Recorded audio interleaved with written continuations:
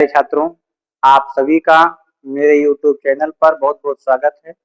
आज की इस वीडियो में आप पढ़ने वाले हैं कक्षा 10 की गणित, जिसमें टॉपिक आपका है ऊंचाई और दूरी।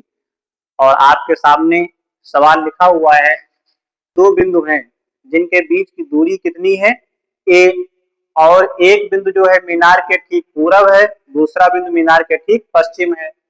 तो आपको सिद्ध करना है कि उस मीनार की ऊंचाई कितनी होगी, ए बटे काट अल्फा प्लस काट बीटा होगी। तो ध्यान देंगे, सबसे पहले आप फिगर पे दो बिंदुओं के बीच की दूरी, तो हमने बनाया फिगर, ये दो बिंदु हो गए हमारे। इन दोनों बिंदुओं के बीच की दूरी कितनी है, तो ए दूरी है। अब एक बिंदु है वो मीनार के ठीक पश्चिम है और दूसरा पूरब है, इसका मतलब मीनार जो होगी वो बीच में होगी। तो यहाँ बना देते हैं मीनार, ये मीनार होगी जिसकी ऊंचाई मान लीजिएगा सी डी है। बिंदु डी हमारा शीर्ष पर हो गया। फिर प्रश्न कहता है इन बिंदुओं से मीनार के शिखर के उन्नयन कोण। तो बिंदु ए से मीनार के शिखर को देखेंगे तो ये उन्नयन कोण बनेगा शिखर का, ये बनेगा अल्फा।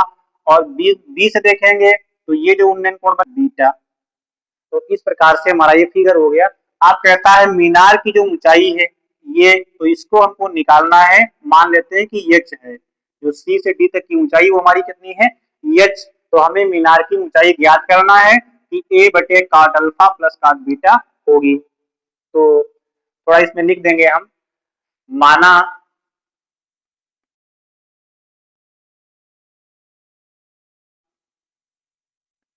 बी के बीच दूरी ए बी बराबर, और ये जो दूरी ए बी हमने मानी है ये प्रश्न में दी है कितनी है, ए दी गई है। और उन्नयन कोण जो दिए हैं, तथा मीनार की ऊंचाई मान लेंगे एच। मीनार की ऊंचाई ये जो है सी से डी तक की जो दूरी है सी डी बराबर, तो ये हमने मान लिया कि एच है। अब हमें एच का ही मान निकालना है। तो सबसे पहले हम लेंगे ए सी डी, और ए सी डी से ये दूरी निकालेंगे हम। जब ए सी डी से ये दूरी निकालेंगे तो यहाँ पर हम इसको मान सकते हैं, ए सी का मान कितना होगा, तो ए सी को हम मान लेते हैं कि एक्स हमारा है। और जब ए सी हमारा एक्स हो जाएगा तो सी बी कितना होगा, टोटल ए दिया है तो ए में से एक्स माइनस कर देंगे तो ये माइनस एक्स हो जाएगा। इस प्रकार से जो हमारा ए सी निकला इसको लिख लेते हैं, ए सी का मान कितना है, तो ये माना ए सी बराबर है एक्स।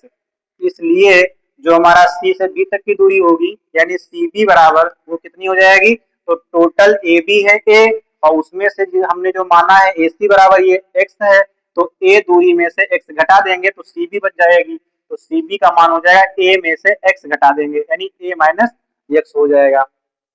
अब हम त्रिभुज लेते हैं डी सी ए, और इसमें से हमको निकालना है काट अल्फा, क्योंकि हमको काट वहां पे लाना है इसलिए काट अल्फा लगा देंगे। तो त्रिभुज डी ए सी में, डी ए सी में लिखेंगे आप काट अल्फा बराबर, तो काट क्या होता है, थीटा जो होता है वो आधार बटे लंब होता है। काट थीटा बराबर आधार बटे लंब हमारा। अब जो अल्फा कोण है उसके लिए आधार क्या होगा, भुजा लंब होती है। सामने ये कर्ण हो जाएगा एडी, तो एसी हमारा आधार हो जाएगा, तो ये एसी हो जाएगा बटे में लंब कितना होगा, सीडी हो जाएगा। अब यहां से काट अल्फा बराबर एसी का मान कितना दिया है आपको, तो एक्स दिया है, एक्स हो गया, बटे में सीडी है, और सीडी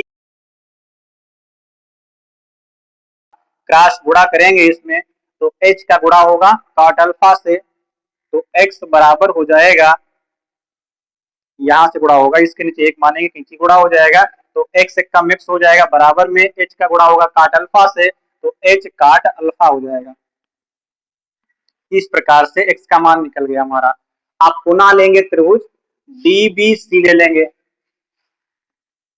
पुनः त्रिभुज डी बी सी में इसी प्रकार यहां भी हम क्या कर देंगे, तो काट बीटा का प्रयोग कर लेंगे। काट बीटा बराबर, तो आपने पढ़ा है काट थीटा होता है आधार बटे लंब, तो अब बीटा के लिए ये लंब होगा तो आधार होगी, तो सी बी हो जाएगा बटे में लंब हमारा, तो सी जो सी डी दिया है हमारा, तो सी डी का मान एच रखा है वो लिख देंगे एच हमारा। तो इस प्रकार से काट बीटा इक्वल टू कितना हो गया, काट बीटा बराबर हो गया ए माइनस एक्स और बटे में एच हमारा। अब यहाँ पर हम क्रॉस गुणा फिर कर लेंगे तो एच ये क्रॉस गुणा हो जाएगा,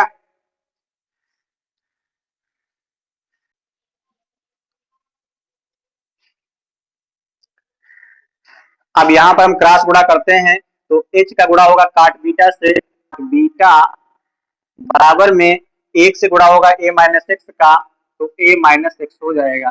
अब एक्स हमारा जो है इसका हम पक्षांतर कर लेंगे तो इसको ले आएंगे लेफ्ट साइड में, तो एच काट बीटा और माइनस का एक्स लिखा था जब बाएं पक्ष में आएगा तो एक्स प्लस का हो जाएगा इज इक्वल टू ए बच गया आपका। अब आपने पहले निकाला था एक्स बराबर एच काट अल्फा, तो एच का एक्स बराबर एच काट अल्फा, तो एक्स का मान यहाँ पे रख देंगे, एच काट बीटा स्थान पे बराबर में ए लिखा है, हमें एच निकालना है तो इन दोनों में एच कॉमन मिल रहा है तो ये कॉमन ले लेंगे, एच हो गया कॉमन हमारा, यहाँ से क्या बचा तो एच काट बीटा में एच कॉमन है तो काट बीटा बच गया, प्लस में एच कॉमन हो गया तो काट अल्फा बच गया, इक्वल में हमारा ए है। अब एच निकालना है तो एच बराबर ए पहले से लिखा था और एच के साथ में काट बीटा प्लस काट अल्फा जो लिखा है वो गुणे में लिखा है तो पक्षांतर में भाग में जाएगा तो बटे में काट बीटा और प्लस काट अल्फा हो गया। हमें यही प्रूव करना था कि मीनार की जो ऊंचाई है वो ए बटे काट अल्फा प्लस काट बीटा है, तो इसको हम लिख सकते हैं या एच बराबर ए और बटे में काट बीटा प्लस काट अल्फा कहिएगा या फिर काट अल्फा प्लस काट बीटा कह दीजिएगा, तो ये हमारा हो जाएगा काट अल्फा प्लस काट बीटा।